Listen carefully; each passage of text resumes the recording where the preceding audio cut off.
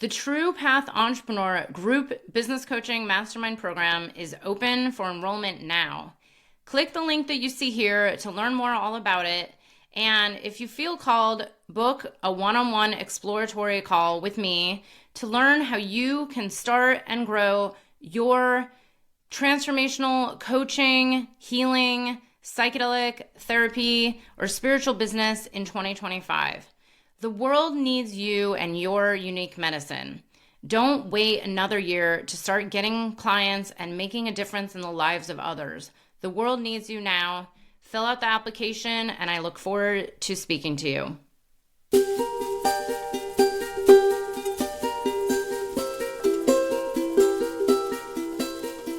The psychedelic revolution is here. If you want to integrate your visionary experiences into your purpose, get clear on your entrepreneurial path, and help people while you do what you love, then this podcast is for you. Welcome to The Psychedelic Entrepreneur, Medicine for These Times. I'm your host, Beth Weinstein. I'm a spiritual business coach, 3-time entrepreneur, and a lifelong student of psychedelics and sacred plant medicines. You carry your own unique medicine, and your medicine is what we need for these times. This podcast will help you to share your medicine so you can create transformation in the world. Listen in on conversations with psychedelic leaders, changemakers, and conscious entrepreneurs who are living proof that a better world is possible when you follow your heart and live in alignment with your soul. Hello, everyone. Thank you for being here. Welcome back to Medicine for These Times. I have Nick Meador here with us today. Hi, Nick. Thanks for being here. Hey, Beth. Thanks for having me. It's great to be here. So good. I will say, I think you're the very first person I get to interview who's really dedicated to the world of cacao. I've been involved in a nonprofit project, which I actually just recently published an episode on, this Monte Grande, this place, this Huacha Monte Grande in Peru. And it, working on this project made me reach out to my community and ask, who do we know that's a leader in the cacao world, who maybe owns a company? And it's been really interesting to see, how many interconnections there are in the cacao space and the medicine world and, the conscious community. So thank you for being here. Yeah.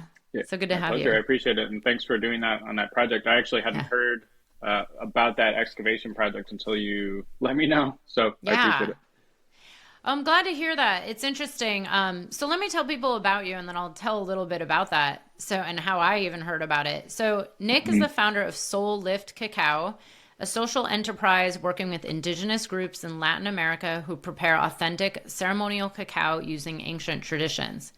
Nick has also been a transformational facilitator for over a decade, leading experiences ranging from 3-hour cacao journeys to immersive cacao tours in Guatemala and Mexico.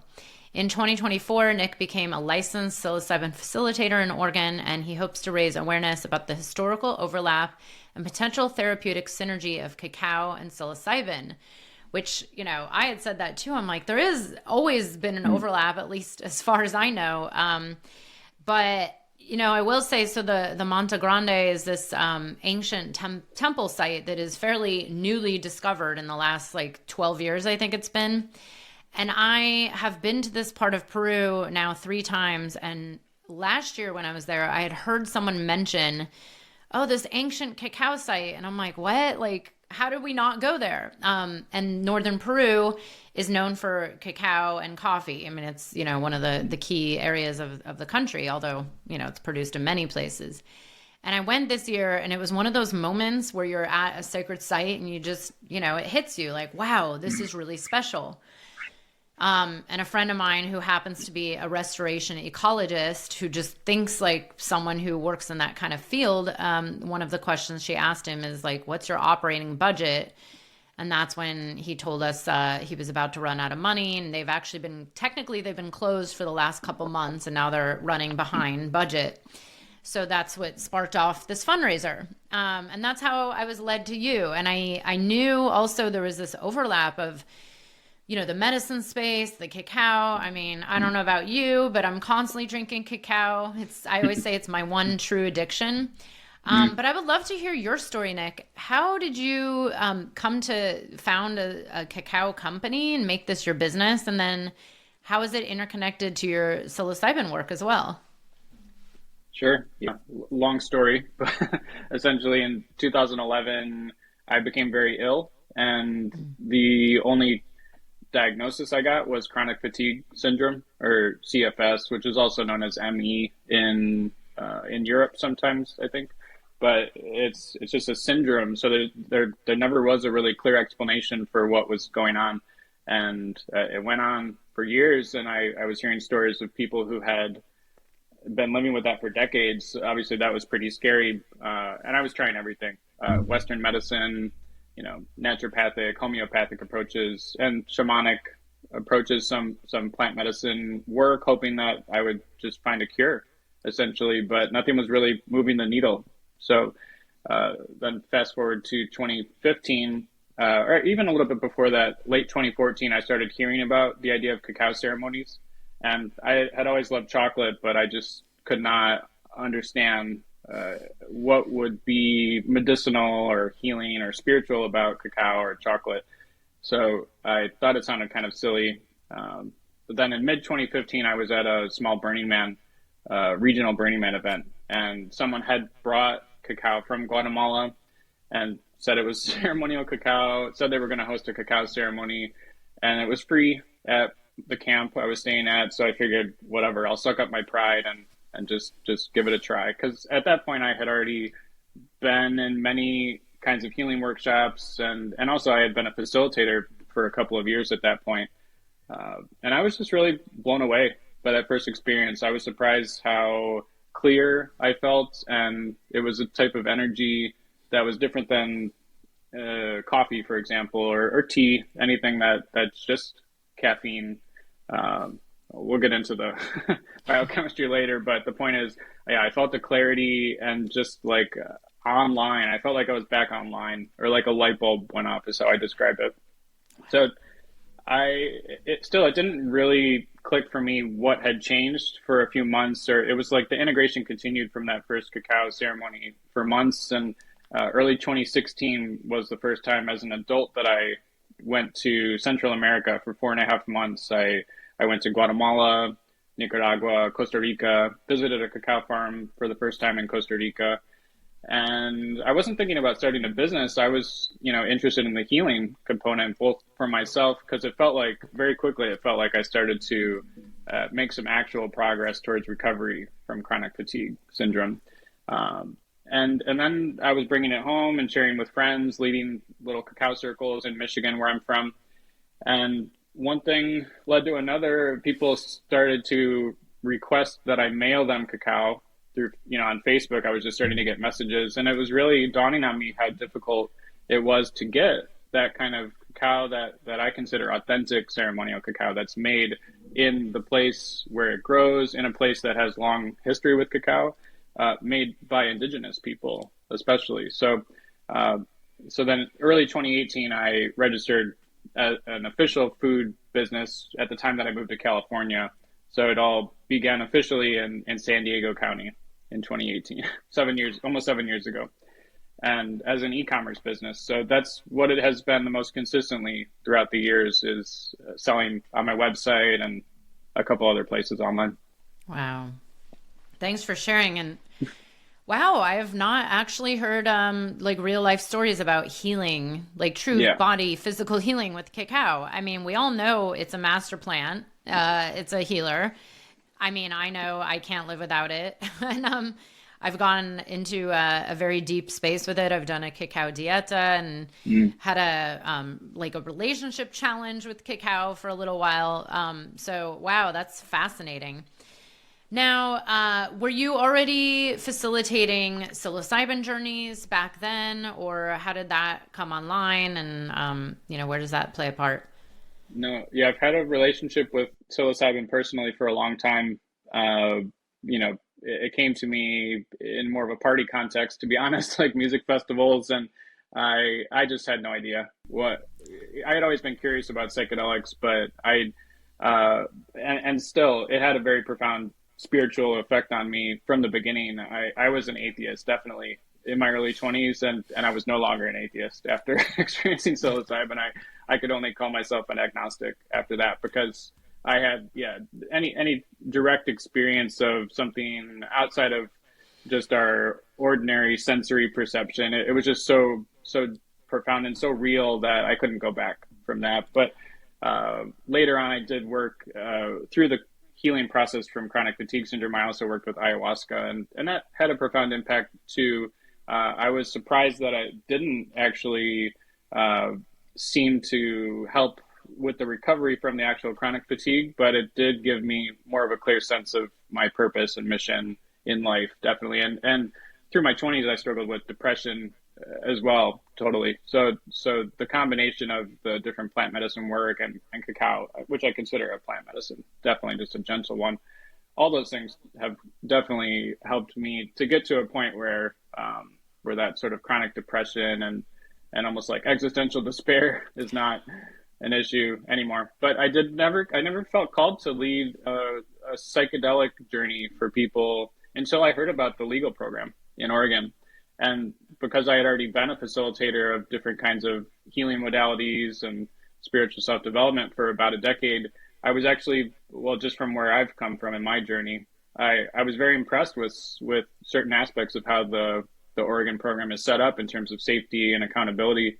And so many places in my own experience, I encountered what I would call abuse of power in spiritual spaces. And I mean, I know people have experienced worse than me, but it's sad when there's no system in place to hold people accountable if they cause harm. And my attempts, before I started the cacao business, I had a coaching brand called BS Free Spirituality. And that was my whole mission, was to bring awareness to abuse of power in those spaces. And I felt like I was the only one. It felt like I was yelling inside of a box sometimes, because it was so difficult to find other people who would even be willing to talk about safety and consent in spiritual places. And in some cases, there was pushback to bring up. Even the word safety can be triggering for more narcissistic types. Let's just be frank about it. Yeah. Wow. I actually want to hear about this a little, because it's, I've talked about it for 5 years straight on this podcast. Trust me. It comes up a lot. I think because, in the psychedelic space in particular, everybody's, heightened sensitivities. There's definitely more room for abuse, but the reality is it does happen in other spiritual contexts. I mean, even, therapeutic relationships, working with a therapist that you think you trust. I'm curious, was there a particular, and you don't have to name names or anything, but because you just said the N word, narcissism. And that's also been, on everybody's minds over the last, definitely the last 4 or 5 years, as the psychedelic space has grown so much. But yeah, I'm curious, like, what was the experience and was it that you had one bad experience and then you were prompted to be like a whistleblower? Because now these days, it'd be great for you to be a whistleblower, because everybody's really blowing the whistle. And I do believe we need more of that out there. Yeah. It's complicated, right? I think the most useful thing for me to do would be to talk about the patterns rather than the specific, because like I said, I definitely have heard stories of people experiencing worse than what I experienced. But for me, it was definitely across the board. It happened in therapy. Totally. I've had abusive experiences as the client in therapy. That was a long time ago. But in spiritual groups, it would be more like loss of independent thought or groupthink, or groups that create their own terminology that builds this like little bubble of reality that it only makes sense to the people in that group, and then it becomes a little bit cult-like. And then it's like, can we talk about that, or is that too taboo? And when it becomes taboo to even talk about the reality bubble, that pushes it deeper into a cult direction. So there have been at least a handful of groups like that I found myself in when I was trying to find spiritual community and just learn more about myself earlier in my journey. A couple times in Central America too, just finding myself with a pseudo therapeutic group that, there was one case where I was at what I guess was a recovery retreat center sort of thing. I went there just wanting to learn about their therapeutic style, but in order to enter, they asked me to surrender my passport and yeah, Wow. to go through their daily Whoa. routine, which like, by the book sounds nice, like, group meditations and group processing and stuff. But it became so rigid in the way that they handle everything. It became very dogmatic, and that's another word that I, might Yeah. use more Yeah. in this conversation. It's like, to me, healing is a very personal, subjective thing, and any system or modality, it's the idea that the map is not the territory. Like there are all these maps that we have for human experience and the mind and consciousness, but especially trying to stick to only one map too rigidly can end up harming people, or at the very least not helping. Thank you so much for naming that. It's funny. My former client and I, who is also a friend of mine who still works with me, we just led a rose dieta, and it was really interesting to see it was majority of people were very supportive and really happy and excited, and then there were like three people, maybe it was like two or three that gave their feedback, and one person in particular gave like an email like that long of their feedback. And I was like, wow, this is just, it's dogma, it's rigid, and like there was this conversation during the Rose Dieta about, look, there's many ways. I mean, there's many different ways, even within indigenous context, of working with medicines. By the way, that medicine in particular is not indigenous to, a particular group. It's not considered a master plant, at that level of like, here's the only way you work with plant medicine. But it brought up a lot of conversation around this, which has been very much in the forefront, in the medicine world, I think, too, is that, I don't believe there's one right way. I mean, as someone, and probably like you, I've worked with many different, indigenous and mestizo, because that's another thing, is people forget not everybody's, not everyone from Peru is actually indigenous. Not everybody from Brazil is indigenous. There's so many, and it's like, well, who's indigenous? There's that whole conversation.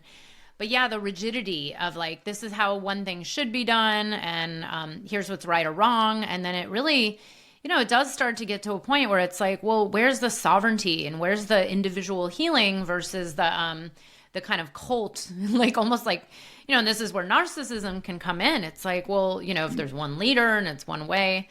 And this has been hugely discussed in the psychedelic space because, individual healing is a real thing. So thank you for bringing that up. And I think it's actually really important to talk about as, the space continues to grow and there's, more people serving medicine. But let's talk a little bit now that we're on this idea of indigenous.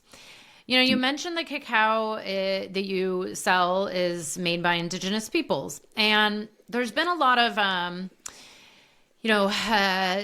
uproar over the last few years, I think just because of social media over even things like cacao being used by non-indigenous people or sold, and then the criticism over, is cacao has it ever been ceremonial? Maybe that's just a term made up by white people. I mean, I've heard everything at this point. The reality is it feels good, it tastes good, it's available. It's kind of like saying, well, we shouldn't use olive oil because I can't grow olives where I live.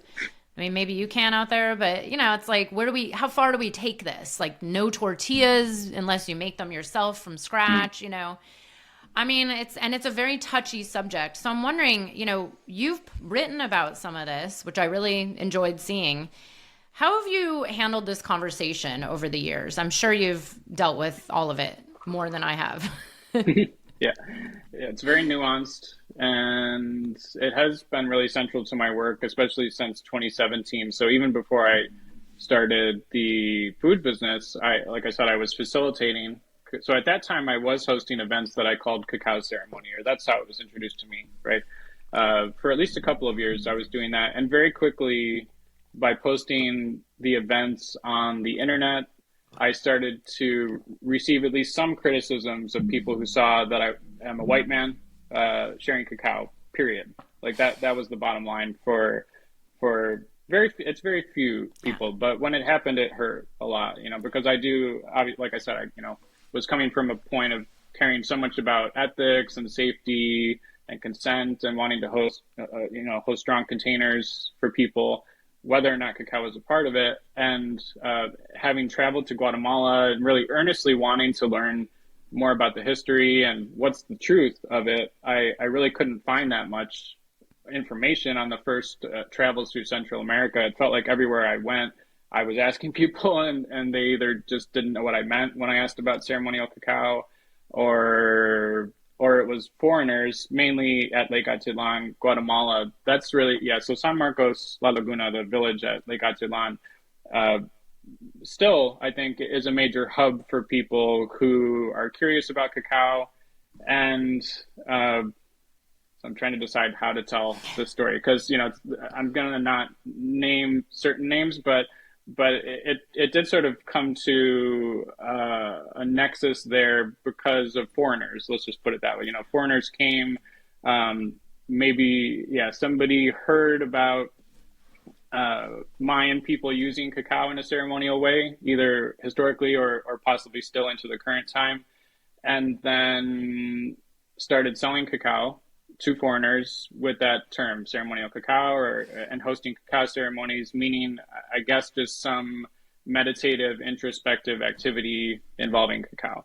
So when I got there and saw this going on, I was like, okay, I really don't know if they're all just making this up or if it is, if it's really just modeled after people's experiences with ayahuasca and other traditions and, plant traditions that do seem to definitely have a concrete history of a group journey, sort of, at least as far as I know. But that went on for years of like going there and asking more and more indigenous teachers and spiritual guides, Mayan Akik, like the Tatas and Nanas, the people who are really holding down the traditions of spiritual practices and ceremony there. And I heard all different kinds of things. And it's interesting because from village to village, little traditions and rituals can be different. At least even just in the Mayan world, for example, even just in different parts of Guatemala, it can be different. Like even if you look at the fabrics, which is another way that the spirituality and the beliefs carry through there, from one town to the next, the fabrics and the patterns and the symbolism can be very different. So it's like that with cacao too. It's not just a monolith of like there's one way that cacao was worked with or enjoyed or connected with throughout indigenous Latin America. At the same time, I do now believe from what I've seen and the people I've spoke with who do seem to be carrying a legitimate lineage of cacao, indigenous cacao work. I've seen enough to know that there is something real there. There is something of, at least in some parts of, indigenous groups. Mainly I've met them in Guatemala, but also I know about Mexico, Tabasco. It's not really northern Mexico, but Tabasco, and I'm working with a group in southern Costa Rica now. All pure, legitimately pure indigenous people who are carrying like pre-Hispanic cacao traditions and working with cacao in ceremonial ways. And they have different levels of being open about it too. Like the group in Costa Rica, they told me outsiders are not allowed in their community ceremonies, period, no matter what. Like they'll host, if someone comes there, they might host something for the outsiders, but only people who are part of their community are allowed in the real ones. Wow. Thank you for sharing. And thank you, by the way, for, immersing yourself in all these different regions and cultures and really getting to know them and understand them. I'm curious, because, the few groups that I've worked with in Peru, mostly, I usually ask them, like, how do you feel about, us folk coming down here to do this kind of work? I mean, how is anyone opposed to, the fact that you sell cacao in America or sell it worldwide? Or is anyone feeling like, well, you're stealing from us, or and these are our plants and we don't want your money? Like, what is the vibe, the reality when it comes to that? Yeah, I haven't heard that kind of criticism in a long time, but like I said, back around 2020, well, when I started, I think there was just so much uncertainty, even among people who have heritage in Latin America. It's not, it's not common knowledge. Even even just thinking about how little we know about where chocolate comes from. Most Mm. people just don't know what happened before it's a chocolate bar. So people hear, hey, this is a thing with Latin American heritage. Non-Latin American people are working with it. That seems wrong, but people, a lot of people just don't know. So Mm. more and more, I'm receiving gratitude and Mm. appreciation for the work that I do, and I've gotten feedback that Soul Lift Cacao is the only brand that talks about certain things about ethics and about the all the like I said all the little nuances of because it's not just about race or American versus, like it being sold in America. There's just so many little details that can go into it about how much acknowledgement is there. Like acknowledging that I don't have heritage there. Uh, Also, though, it is part of my story that my sister is adopted from Guatemala. So that was Mm. an interesting coincidence. Wow. How I got to go there when I was in middle school. Didn't know about cacao at all, but it's relevant. It's not, because it's not like I wanted to create a food business, even let alone a cacao business. I didn't get into this to like as some gold rush. It really changed my life, and when nothing else seemed to be changing it, and it's been nothing but difficult. I'll say that too. Like people don't. It's I was really gonna kind ask of about that. it's difficult to talk about Totally. because and I used to think this when I would see businesses as a person who did not have business experience. I just assumed that if they exist, then they must be making a lot of money. Yeah. But I've learned that any food business is difficult, but especially this model where, I mean, the last time I calculated it was at least 17 times the fair trade rate staying in the cacao growing country with this model where it's made mostly by hand by indigenous people and mostly groups that are indigenous led, like sovereign indigenous business owners. There it costs a lot more.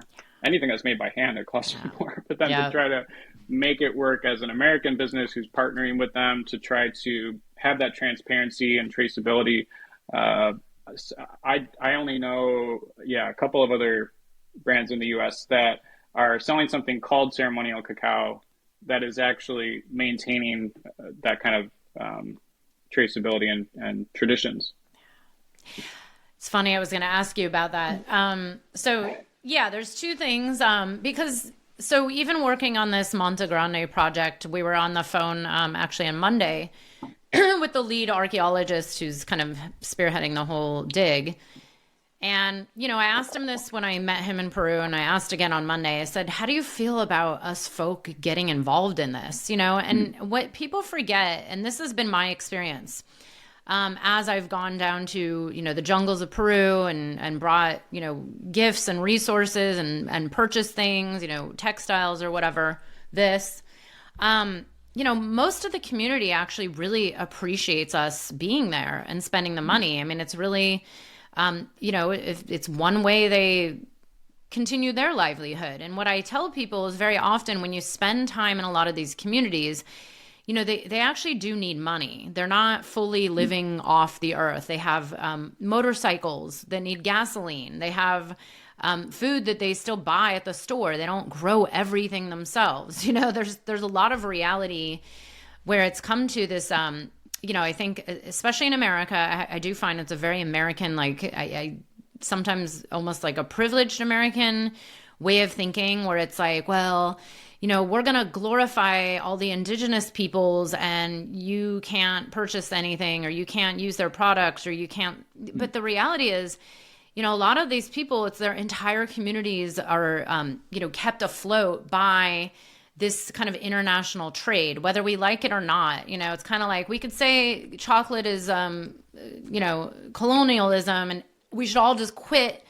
Chocolate should just be banned from the earth, right? Like we could say that, but then, okay, there's like numerous communities and farms and families and whole indigenous cultures being supported by this. So it's kind of weighing like the reality of where we are versus, the other side of the story, which is like, yeah, we could get rid of everything and go back to the ways, but we kind of need to do that worldwide all at once, and there's a lot of like you just said, because I've said this to my team members who are like, we need to talk to people at cacao companies. And I said, look, if we really want to make an impact, we need to reach like Hershey's, not just like And I had to remind them, I was like, you guys think that, these cacao companies are big companies, but they're usually run by like a couple people. And I know because I've had 3 businesses. And Mm. before that, I was actually working in consumables and early stage tech companies. And I worked for a company that was involved in uh, the kind of grow at home plant business. It was this whole like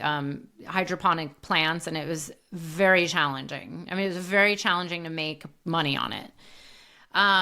People forget, like how businesses are truly run. And it's like, in order to run a conscious business that's actually living in harmony with the local cultures, it's like, it's going to be expensive. Then people complain.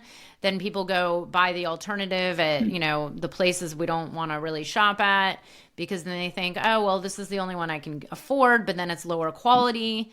And it's kind of like, this is the world that we're in right now. Is kind of weighing, like, do we spend more for a more conscious, right relationship kind of product where it's maybe giving back to the community, it's educating, it's transparent, it's higher quality, or do we just go for the cheap stuff that, I will say I'm someone who's actually had what I believe to be like cacao mold poisoning. Like, I don't know what it Mm. was, but I traced it back to like a very bad batch of cacao from a, Mm. totally different brand. And, so I'm very picky. But yeah, this is like, how do you educate people on this? Because I know, when I had a running clothing company where it was all produced in the US, and I had to educate my consumers as to like why a pair of shorts cost $95, which technically they actually should have been more like 150 because I was barely making Mm. profit. But do you do education around this, like, laying out the pricing and the cost that goes back to the farmers, and how important is this for people to really understand? It's difficult. Yeah, it's a big education's a big part of what I do. Especially, I did have a storefront for 2 years here in Mm, Portland, Oregon. right. I closed it at the end of last year, and honestly, it felt like education was most of what I was doing there, to the point that it was exhausting sometimes because, like I said, people don't even know really where a chocolate bar comes from. And I try not to let anything I say come off as demonizing chocolate or, I think there are really beautiful chocolate products.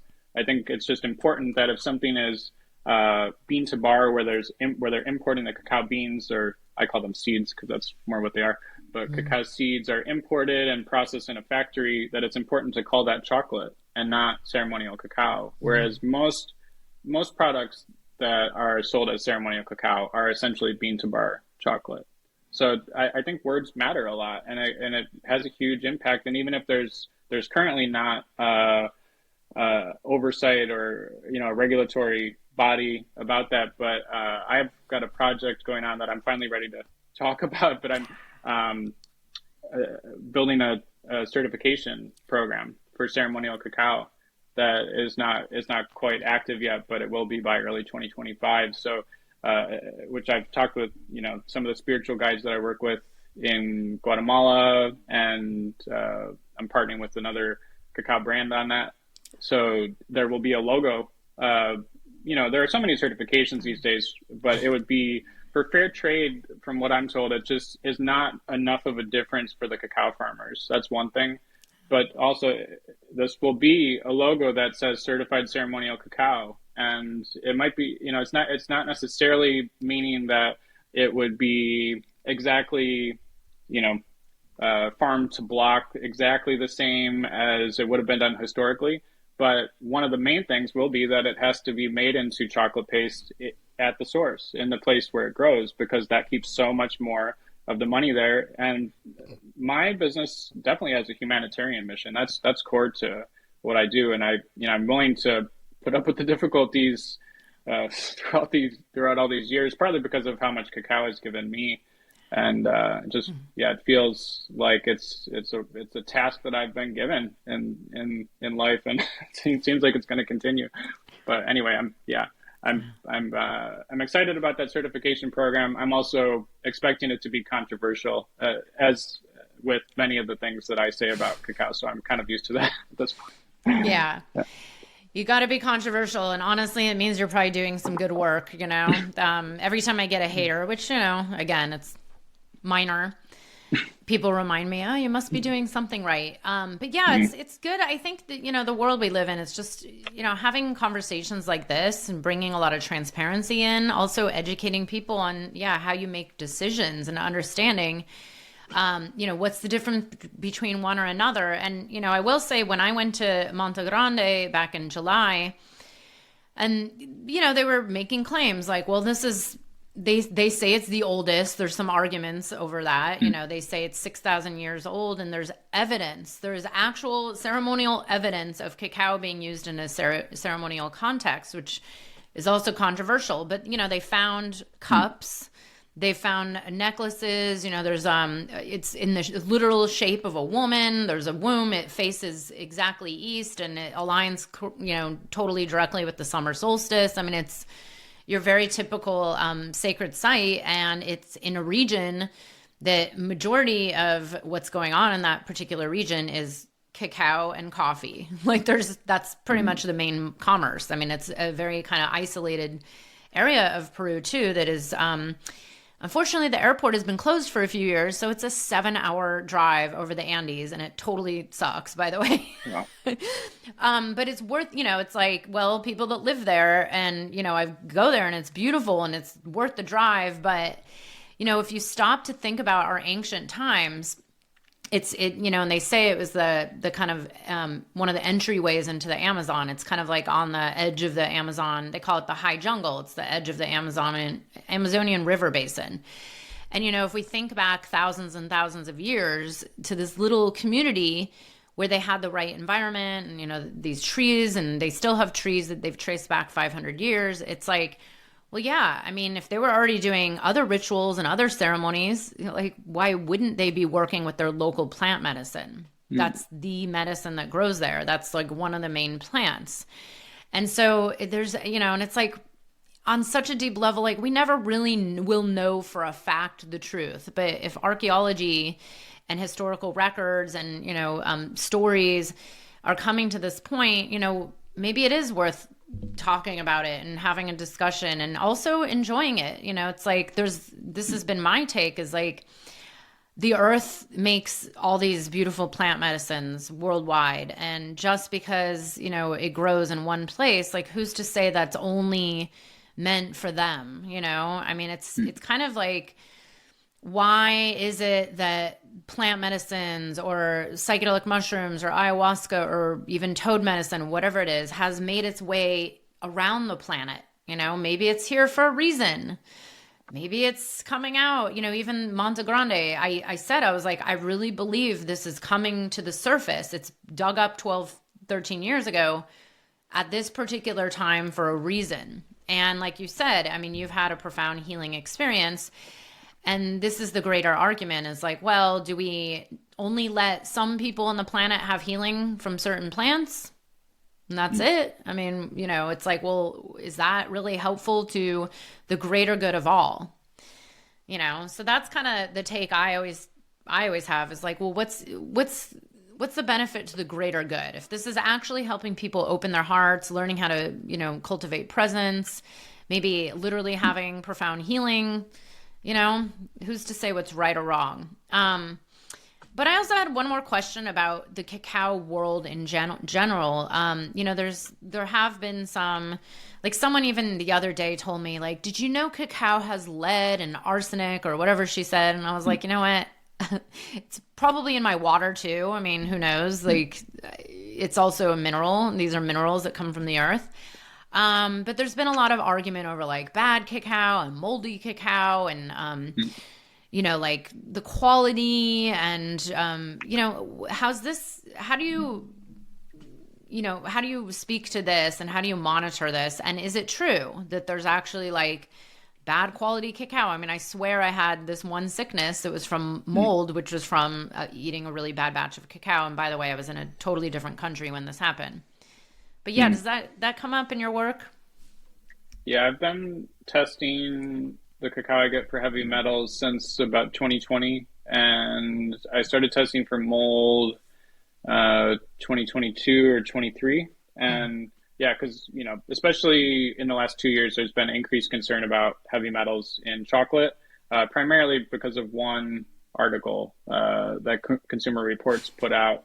That there had been other stuff on the internet before that, but a lot of the times that there are articles about that, they're basing it on California's Proposition 65 standards, which are a little bit fuzzy and in flux. I've read that the regulations there might actually be changing or becoming a little bit more lax at some point. But at the very least, the articles I see about it usually are interpreting the information in a way that's very sensationalist, very clickbait. So they interpret it that, especially with California, their published limits are based on advisories for daily intake.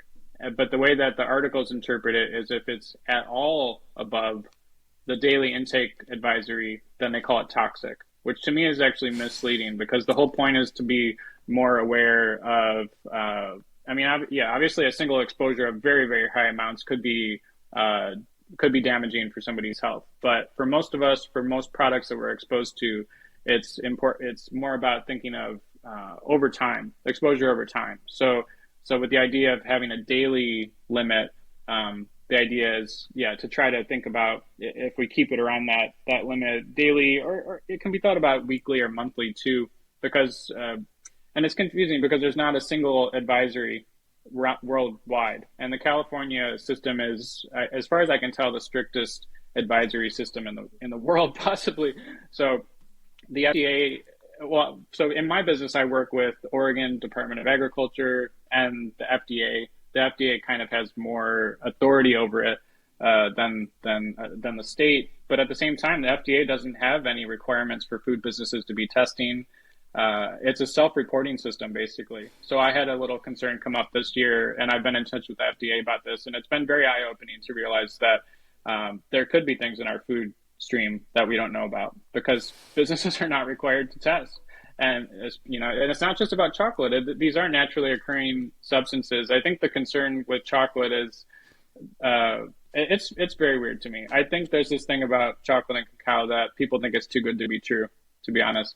And there's this part of us that wants to find something catastrophic or devastating because it is sort of magical and brightens people's lives. And you don't see articles about the trace levels of heavy metals in spices or corn. Well, with annual plants, they can put amendments in the soil so that's how it doesn't end up in, as far as I understand, in things like corn or more like monoculture crops. The issue with the cacao tree is that you can't get to the bottom of the roots to amend to prevent, because it's around the world, it's in the soil, and the issue is to try to prevent it from uptake into the plant.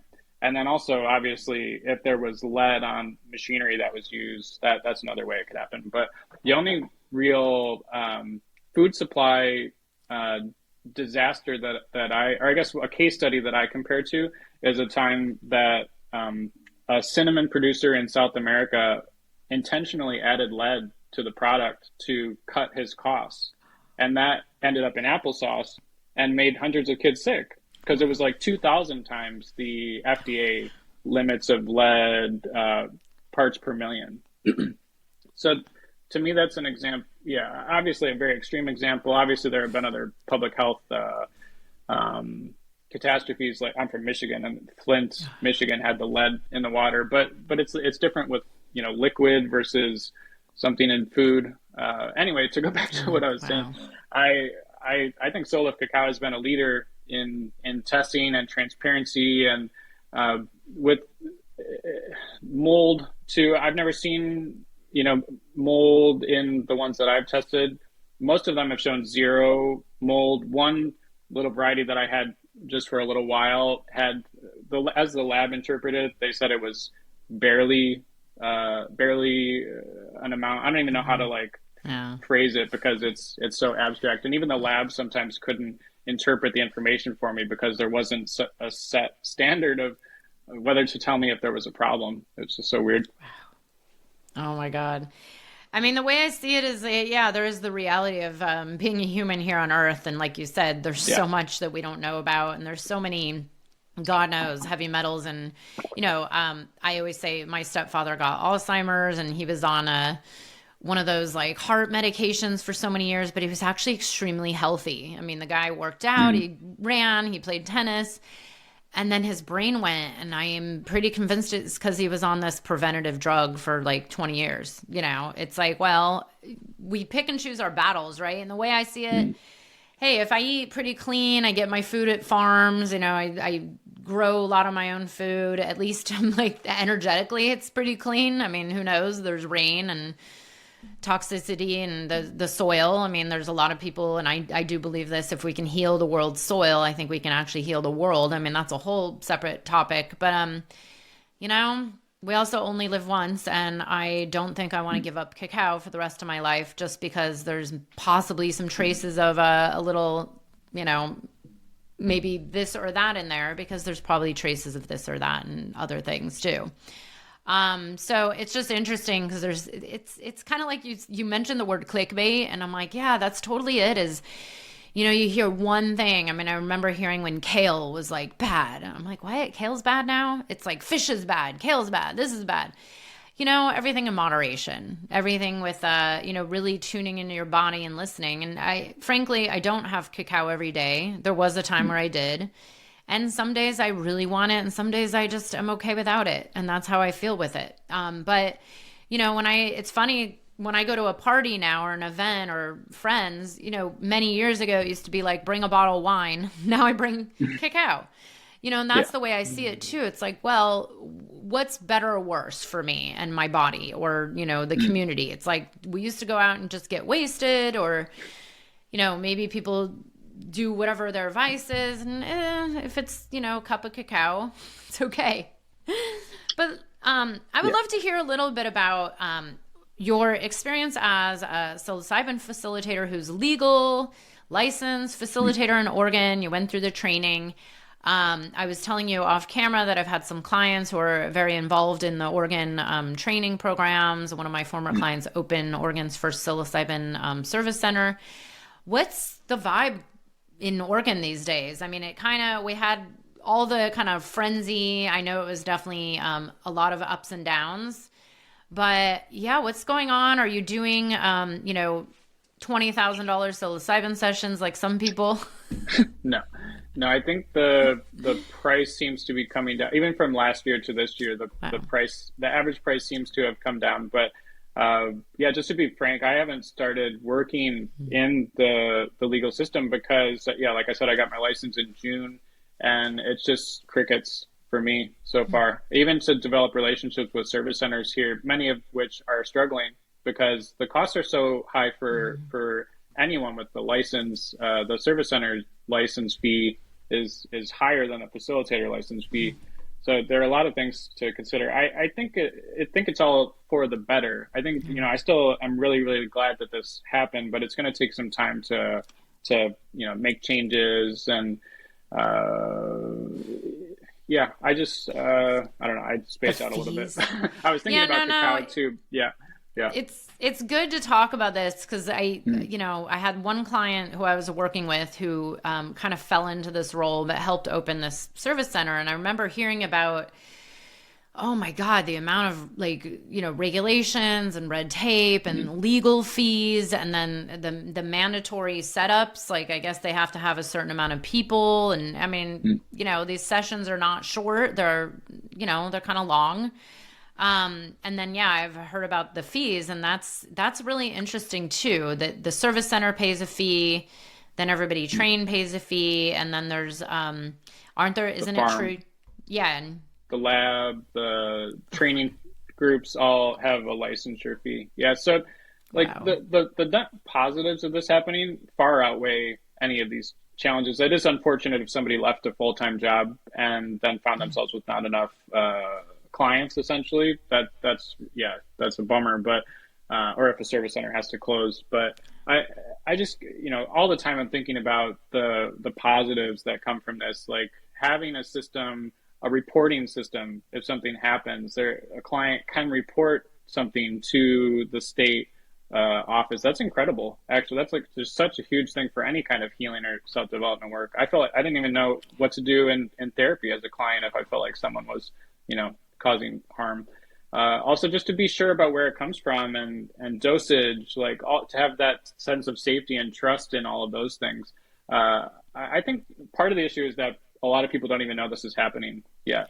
And obviously, cost is a factor, but a lot of facilitators are willing to do a sliding scale. So, so far, it's just going to be Oregon and Colorado with this system. And I think as Yeah. more people find out about that, and it ends up in more national news outlets, hopefully, then there will be a little bit of like psilocybin tourism, micro industry or cottage industry in a way. It's not obviously it's not just tourism, but the point is that people can come from anywhere to these states. They don't you don't have to be an Oregon resident. You don't have to get a prescription. You don't have to have a diagnosis of any kind. Obviously, it can help with certain things. If somebody does have a diagnosis, it might help with what they're going through, but it can also be beneficial in ways that people don't even anticipate, which I've experienced through my own journey. Like just yeah, just encountering a whole part of ourselves that we didn't even know was there.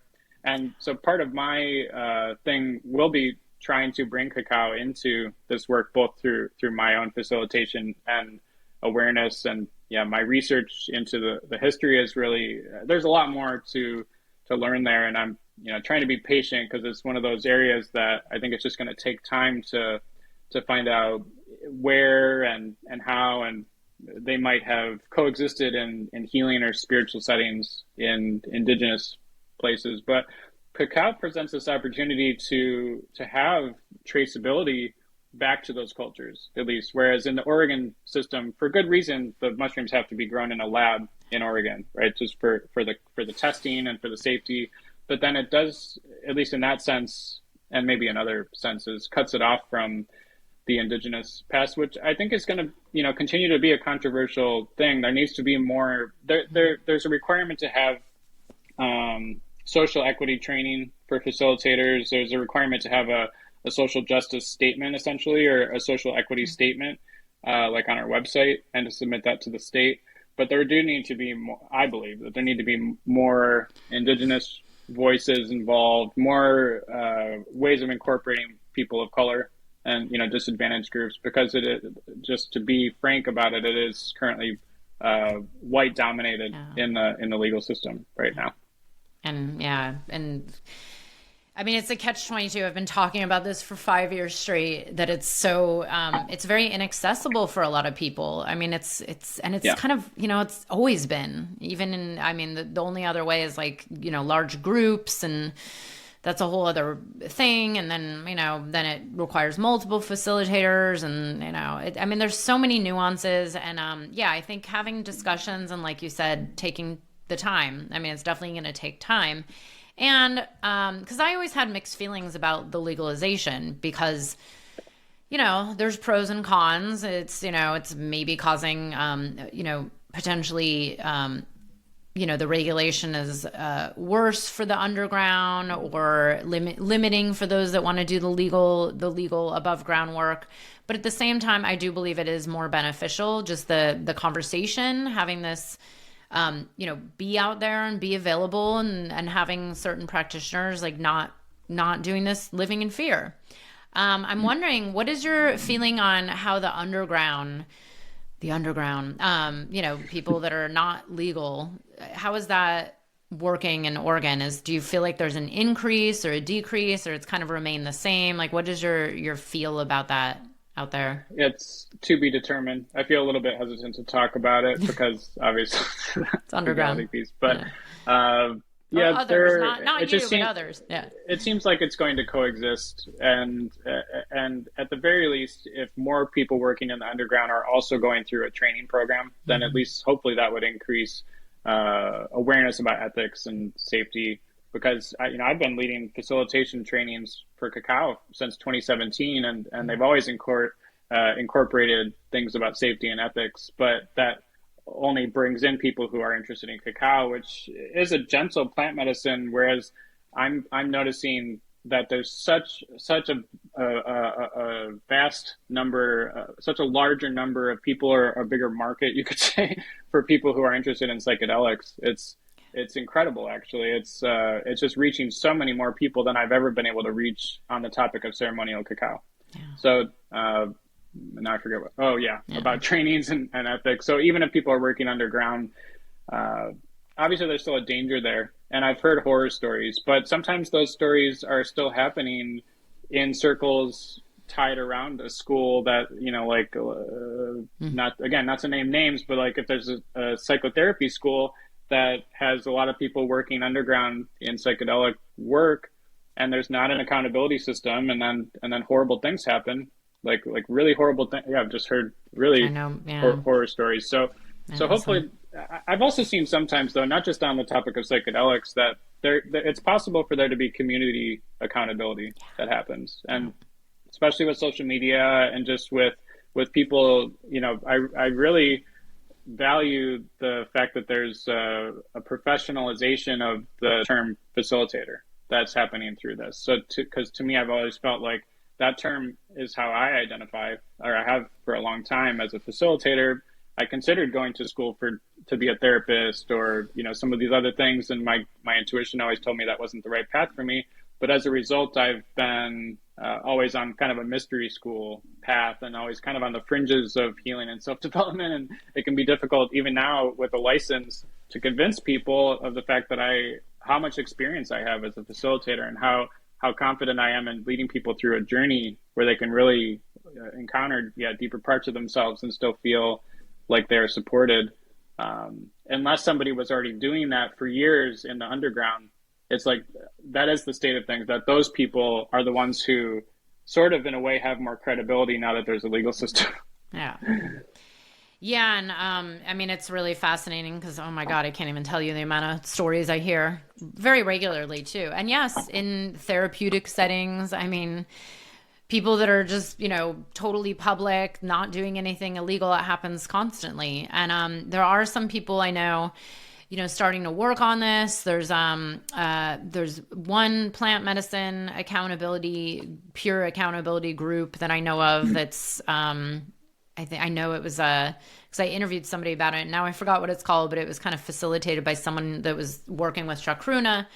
But yeah, I mean, I think again, this is where it comes to education, discernment, really, doing your research, finding your comfort zone, listening to what feels true to you, and yeah, like report it, and I do believe that, as more and more people are reported and the stories get out there, it's like, well, I do believe they're going to take themselves down. I mean, it's like, well, if enough people hear about this one person in the underground, it's like the word spreads actually very fast. And I know because Hopefully. I working in this field, it's crazy the amount of like, you hear like, oh, that name and then that name. And oh, I've heard his name 4 times. I don't even know this guy. Can't find him on Google. I mean, there's people I've tried to find and I literally cannot find.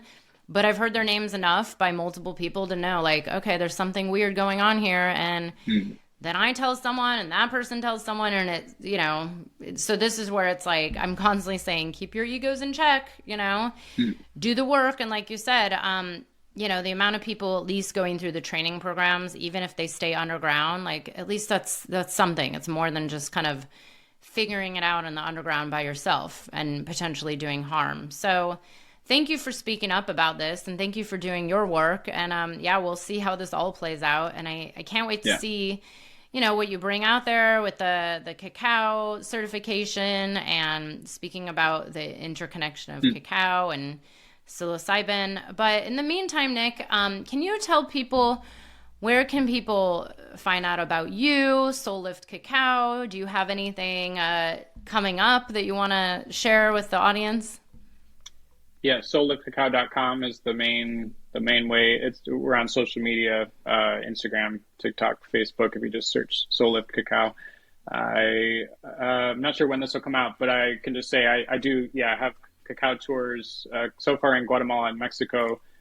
So the next one, as of the time of this recording, is in February 2025, which will probably fill up pretty soon. We've had a lot of interest in that one. It'll be specifically for Wayeb, which is the Mayan week of prayer, the time out of time. So, and it's one of those things where with the tours, I want to give people an authentic experience of cultural exchange while also being mindful of the fact that we are outsiders and going into these places where where there aren't a lot of tourists or visitors. It's that whole nuanced balance of how to learn and how to learn the truth without having a negative impact as much as possible on the places that we go. But yeah, that's the basic just with the tours is to find out more directly about where cacao comes from and the cultures that have considered it sacred for thousands of years.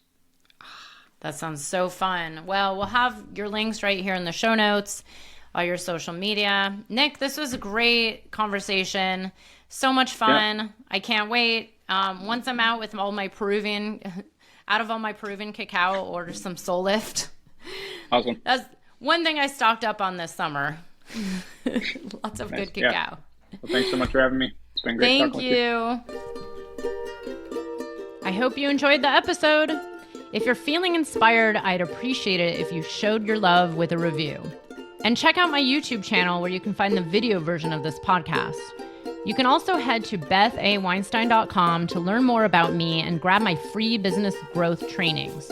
Remember, you carry your own unique medicine, and your medicine is what we need for these times.